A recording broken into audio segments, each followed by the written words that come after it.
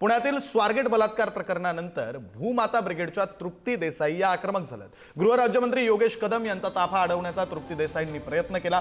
गृहराज्यमंत्री योगेश कदमांकडून स्वारगेट बस स्टेशनची पाहणी सुद्धा करण्यात आली। गृहराज्यमंत्र्यांच्या पाहणी दौऱ्यावेळी भूमाता ब्रिगेडच्या तृप्ती देसाई या आक्रमक झाल्या आणि त्यांच्याकडून ताफा अडवण्याचा प्रयत्न केला गेला।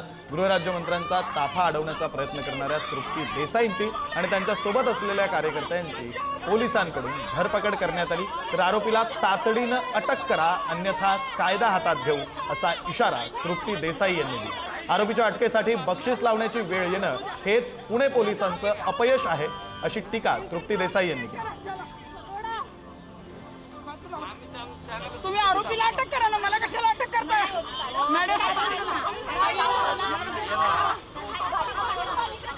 त्यांच्या आवारामध्ये सिक्युरिटीचा जो प्रश्न आहे, जे काही प्रायव्हेट सिक्युरिटी ठेवली जाते त्या प्रायव्हेट सिक्युरिटीने नक्कीच चुका केलेल्या आहेत।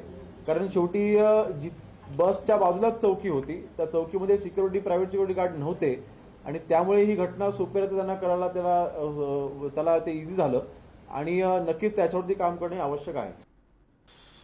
ऍक्च्युली आरोपी हा फिरस्त आहे, तो बऱ्यापैकी बस स्टँडवरती वगैरे अशा चोऱ्या मारायचं हे करतो, त्यामुळे त्याला बरेच असे बस स्टँड ठिकाणं वगैरे माहिती आहे, त्यामुळे तो फिरत आहे। तर थोडंसं त्याच्यामुळे त्याला शोधण्यामध्ये हे येत आहे, परंतु बऱ्यापैकी आम्हाला लीड्स मिळत आहेत आणि त्याच्यावरती आमच्या टीम वर्कआउट करत आहेत।